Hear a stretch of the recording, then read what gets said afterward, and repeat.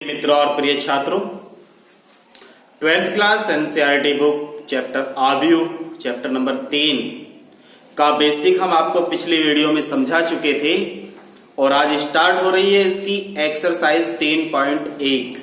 तो 3.1 के पहले क्वेश्चन में उसने हमसे क्या कहा है देखते हैं। 3.1 का पहला क्वेश्चन है हमारे पास a बराबर ये आव्यूह के अवयव दिए हैं के लिए ज्ञात कीजिए आव्यूह की कोटि, अवयवों की संख्या और अवयव a13, a21, a33, a24, a23।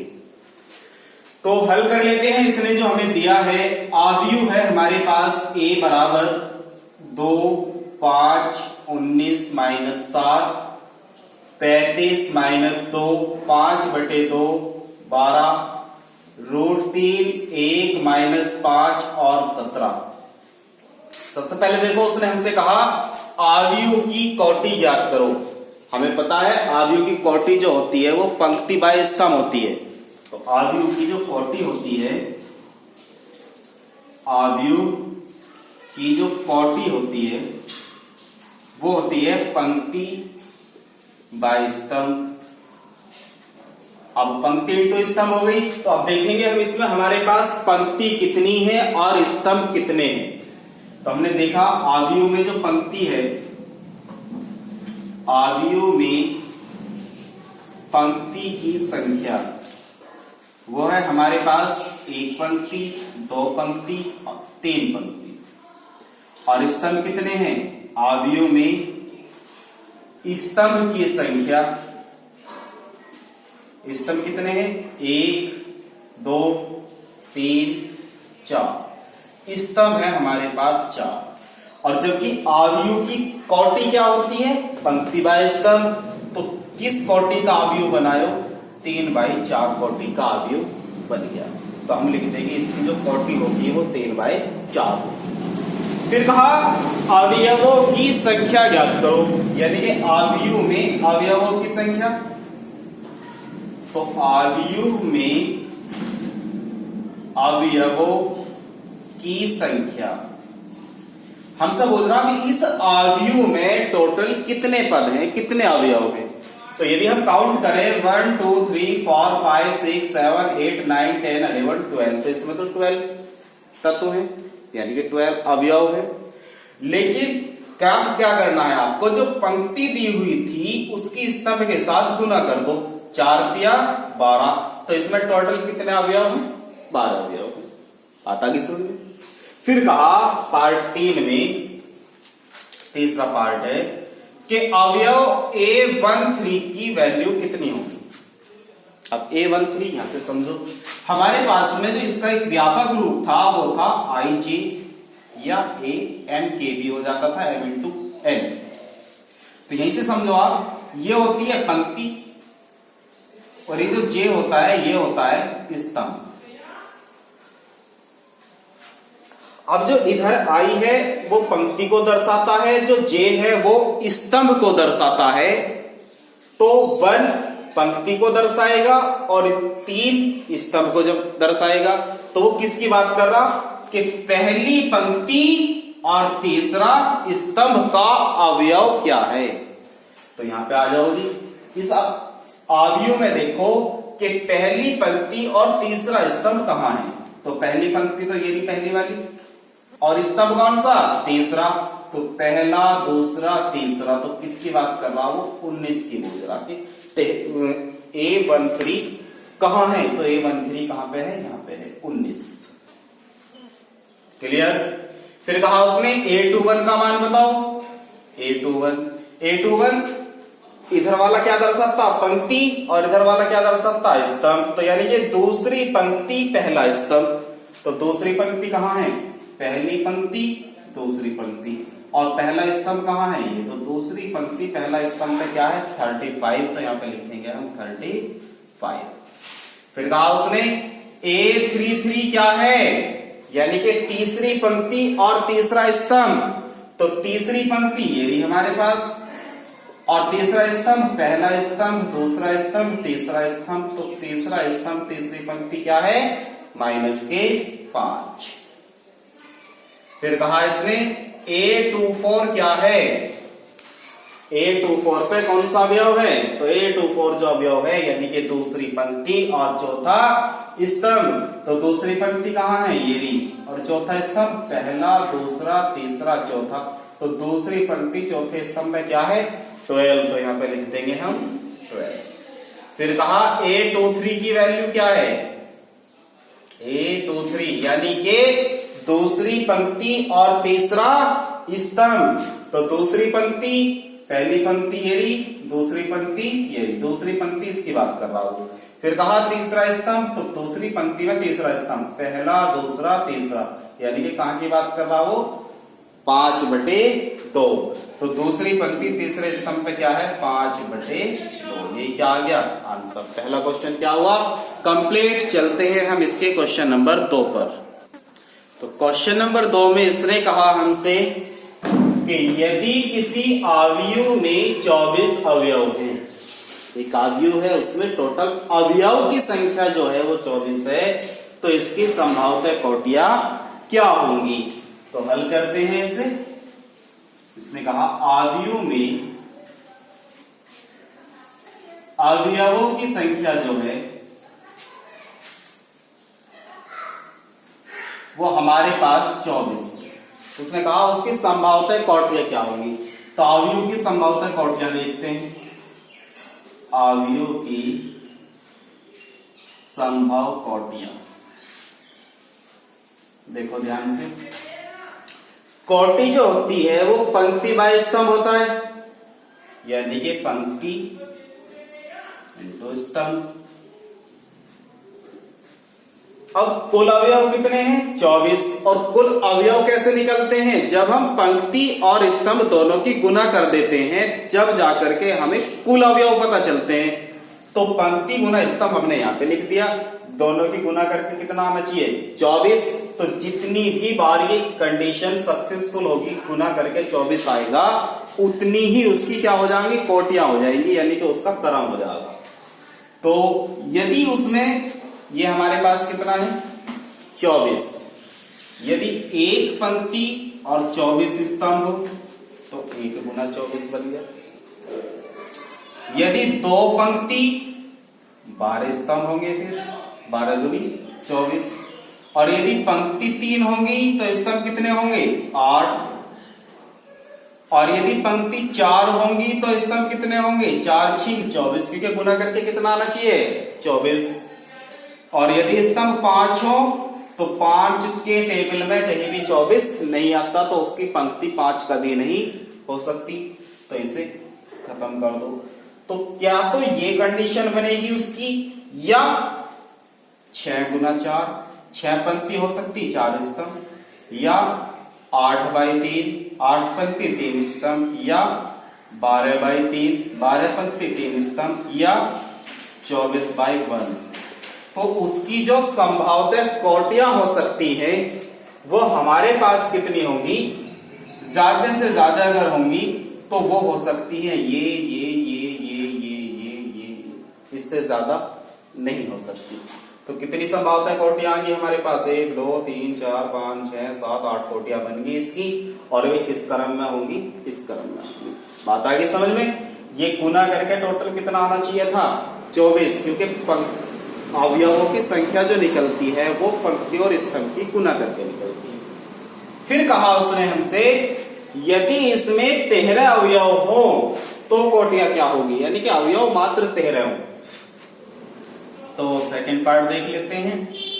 अवयव में अवयवों की संख्या कितनी हो, केवल 13। आप बताओ क्या 13 के 4 गुणनखंड है, कोई गुणनफल है, किसी के गुणनफल में है यो। हमें क्या चाहिए इसकी कोटियां। तो बताओ इसकी कोटियां क्या हो सकती है, क्योंकि कोटियां होती है पंक्ति बाय स्तंभ, पंक्ति गुना स्तंभ। तो इसमें कितनी पंक्ति और कितने स्तंभ बन सकते हैं, ज्यादा से ज्यादा। तो इसमें केवल बनेगा 1 13, या तो 1 पंक्ति और 13 स्तंभ हो, या 13 पंक्ति और 1 स्तंभ हो। इससे ज्यादा नहीं बनाया जा सकता, क्योंकि 13 किसी का गुणनखंड भी नहीं है और किसी का ही गुणनफल भी नहीं है। चलते हैं अब हम इसके नेक्स्ट क्वेश्चन पर, क्या कहता है वो। क्वेश्चन नंबर 3 भी सेम क्वेश्चन नंबर 2 की तरह है। इसने कहा यदि किसी आव्यूह में 18 अवयव हैं तो इसकी संभावित कोटियां क्या हैं। तो हल करते हैं इसे। आव्यूह में 18 अवयव हैं, तो आव्यूह में अवयवों की संख्या जो है, आव्यूह में अवयवों की संख्या वो हमारे पास 18 है। और इसने कहा संभावित कोटियां क्या हैं, तो कोटि क्या होगी इसकी, संभावित कोटियां यहां पे लिख लो। आव्यूह में संभावित कोटियां होती है पंक्ति बाय स्तंभ। अब पंक्ति गुना स्तंभ, क्योंकि पंक्ति और स्तंभ की दोनों की गुना करके ही टोटल अवयव आते हैं। तो देख लेते हैं कि इनके दो के गुणनफल 18 बनता है। तो एक तो बनता है हमारे पास 1 गुना 18, एक पंक्ति 18 स्तंभ हो सकते हैं। दो पंक्ति 2 नीम 18, दो पंक्ति 9 स्तंभ हो सकते हैं। 3 बाई यदि 3 ले तो 3 6 18, 3 पंक्ति 6 स्तंभ हो सकते हैं। 4 ले तो 4 के टेबल में वो नहीं आता, 5 नहीं आता, 6 नहीं आता, अब 6 आता है। तो अब इसे कैसे कर देते हैं, 6 बाई 3, 6 पंक्ति 3 स्तंभ हो सकते हैं। 9 बाई 2, 9 पंक्ति 2 स्तंभ हो सकते हैं। 18 बाई 1, 18 गुना 1, 18 का 18, यानी कि 18 पंक्ति और 1 स्तंभ हो सकते हैं। इससे ज्यादा इसकी संभावित कोटियां नहीं होंगी। तो संभावित कोटियां क्या होंगी, ये। फिर कहा यदि इसमें 5 अवयव हो तो कोटियां क्या होगी। अब 5 भी किसी दो संख्याओं का गुणनफल नहीं है, तो केवल 5 जो आता है वो 1 की गुना में आता है। तो इसकी क्या हो जाएगी, 1 गुना 5 और 5 गुना 1। तो सेकंड में कहा इसने आव्यूह में अवयवों की संख्या हो गई हमारे पास, आव्यूह में अवयवों की संख्या 5 हो गई। तो कोटियां क्या बन सकती है इसकी, कोटि होती है हमारे पास पंक्ति स्तंभ। अब पंक्ति कितनी हो सकती है, 1, तो स्तंभ कितने होंगे 5, और पंक्ति कितनी होंगी 5, तो स्तंभ कितने होंगे 1। तो इसकी कोटियां जो बनाई जा सकती है केवल ये। और क्यों नहीं बनाई जा सकती, क्योंकि 5 और किसी चीज का गुणनफल नहीं है, यानी कि 2 कोई भी गुणनखंड इसके होते ही नहीं है इसके अलावा। चलते हैं अब हम इसके नेक्स्ट क्वेश्चन क्या कहता है वो। तो क्वेश्चन नंबर 4 है हमारे पास, बहुत अच्छा क्वेश्चन है। इसने कहा 1 2 बाई 2 का आव्यूह A बराबर IJ की रचना करनी है, जिसमें अवयव हमारे इस प्रकार से प्रदत्त हैं, यानी कि यहां से हमें अवयव फाइंड करने हैं। तो हल कर लेते हैं हम इससे। क्या काम करते हैं, 1 2 बाई 2 का आव्यूह बनाना है, तो हम मान लेते हैं, माना आव्यूह जो है हमारे पास 2 बाई 2 का A बराबर वो A11 A12 A13 A21 A22 है। क्लियर। तो हमने आव्यूह मान लिया। आव्यूह कैसा है, 2 बाई 2 का है, क्योंकि इसमें 2 पंक्ति हैं 2 स्तंभ है। ये 1 1 1 2 2 1 2 2 ही क्यों लिखेगी, पहली पंक्ति पहला स्तंभ, पहली पंक्ति दूसरा स्तंभ, दूसरी पंक्ति पहला स्तंभ और दूसरी पंक्ति दूसरा स्तंभ, क्योंकि दूसरी पंक्ति और दूसरा स्तंभ ये क्रम हमारा बिल्कुल सही होना चाहिए। और इसे सॉल्व भरने के लिए उसने हमें फर्स्ट पार्ट दिया है कि IJ जो है वो हमारे पास I प्लस J का होल स्क्वायर अपॉन 2 है। इस फॉर्म में यहां से हमें इसे कंप्लीट करना है। क्लियर। अब चूंकि AIJ बराबर जो है I प्लस J का होल स्क्वायर बटे 2 है, हमें यहाँ पे फाइंड करना है A11। तो हम क्या काम करेंगे, यहाँ पे A11 करेंगे, यानी कि I की वैल्यू भी 1 हो गई और J की वैल्यू भी कितनी हो गई, 1 हो गई। तो यहाँ पे I के स्थान पे भी 1 और J के स्थान पे भी 1 का स्क्वायर बटे 2। एक और एक कितना हुआ, 2, 2 का स्क्वायर 2 दूनी 4 बटे 2, 2 से इसे भाग दिया, हमारे पास कितना आ गया, 2 आ गया। यानी कि पहला जो अवयव है A11 वो कितना आया हमारे पास, 2। फिर क्या चाहिए, A12। तो A12, तो अब की बार I1 है और J कितना हो गया 2। तो यहाँ पे I के स्थान पे 1 और J के स्थान पे 2 का होल स्क्वायर बटे में 2, 2 और 1 3, 3 का स्क्वायर 3 या 9 बटे 2। अब इसके बाद हमें चाहिए A21, यानी कि i की वैल्यू हमारे पास 2 है और j की वैल्यू 1 है, तो i के स्थान पर रखेंगे 2 प्लस 1 का होल स्क्वायर बटे 2। 2 और 1 कितना हो गया 3, 3 का स्क्वायर 3 तिया 9 बटे 2। फिर क्या चाहिए a22, तो a22 निकालने के लिए i भी अब की बार 2 है, j भी अब की बार 2 है, तो i के स्थान पे j के स्थान पे 2, तो 2 प्लस 2 का होल स्क्वायर बटे में कितना 2, 2 और 2 कितना हुआ जुड़ गया 4, 4 का स्क्वायर 4 चौक 16 बटे 2, 2 से भाग दिया 2 अट्ठे 16 कितना आ गया 8 आ गया। हमें क्या फाइंड करना था 2/2 का एक आव्यूह, तब आव्यूह क्या होगा हमारा, तब आव्यूह होगा हमारे पास में a11 की वैल्यू कितनी हमारे पास 2, तो यहाँ पे पुट करेंगे हम 2, a12 की वैल्यू कितनी हमारे पास 9 बटे 2, तो यहाँ पे 9 बटे 2, a21 कितना हमारे पास 9 बटे 2, तो 9 बटे 2, और a22 कितना है हमारे पास 8, तो यहाँ पे रखेंगे हम 8। यही क्या आ गया हमारा आंसर आ गया। चलते हैं अब हम इसके सेकंड पार्ट पर। तो सेकंड पार्ट में इसने क्या दिया है, सेकंड पार्ट हमारे पास ये है। तो अब की बार आई जे इज इक्वल टू ये दिया था, तो आई जे की हमने इस तरीके से हमने ये अवयव फाइंड कर लिए। अब की बार सेकंड पार्ट में आई जे आई अपॉन जे है, तो इसके हिसाब से सॉल्व करते हैं। इसे साफ कर लेते हैं यहां से, और ये साफ कर लेते हैं, क्योंकि हमें अवयव जो चाहिए वो 2/2 का ही चाहिए। अब की बार केवल ये चेंज हुआ है, आई जे बराबर आई बटे जे हो गया। तो यहां से हम सेकंड पार्ट को सॉल्व कर लेंगे। सेकंड पार्ट a बराबर आई जे जो है, ए आई जे जो है वो आई अपॉन जे है। तो यहां से हम जब a11 की वैल्यू फाइंड करेंगे, तो a11 अब सेकंड पार्ट कर रहे हैं इसका, समझ गया। तो a11 फाइंड करना, तो i भी 1 j भी 1, तो ये कितना बन गया 1 अपॉन 1, तो ये कितना आया 1। फिर चाहिए 1 2, तो a12 यानी कि i1 j2, तो i कितना हो गया 1 और j कितना हो गया 2। फिर कितना चाहिए 2 1, तो a21, तो अब के बाद i कितना 2 और j कितना 1, तो ये कितना आ गया 2। फिर कितना चाहिए a22, तो a22 चाहिए यानी कि i भी 2 और j भी 2, यानी कि 2 अपॉन 2, 2 से 2 कैंसिल कितना है 1। तब हमारे पास आव्यूह क्या बना, तब आव्यूह बन के आया हमारे पास a11 की वैल्यू कितनी आई 1, a12 की वैल्यू 1 अपॉन 2, a21 की वैल्यू 2 और a22 की वैल्यू 1। तो हमारा ये आव्यूह जो बना वो क्या बन गया 1 1 अपॉन 2 2 और 1। समझ गए होंगे आप। अब चलते हैं हम इसके थर्ड पार्ट पे। थर्ड पार्ट हमारे पास में ये दिया हुआ है, तो इसे यहाँ पे साफ कर लेते हैं। तो थर्ड पार्ट है हमारे पास 2/2 का हमें आव्यूह चाहिए, सेम कॉपी करके चलेंगे। और ए आई जे इस बार है हमारे पास में i प्लस 2j का होल स्क्वायर बटे 2। क्लियर। अब हमें क्या निकालने, a11 a12 a21 a22 ये हमें फाइंड करने हैं। तो जब हम a11 फाइंड करेंगे, तो a11 तो i1 j1, तो i के स्थान पे 1 प्लस 2 गुना j के स्थान पे 1 का होल स्क्वायर बटे में कितना 2, तो 1 प्लस 2 एकम 2 का होल स्क्वायर बटे 2, 2 और 1 3, 3 का स्क्वायर 3 तिया 9 बटे 2।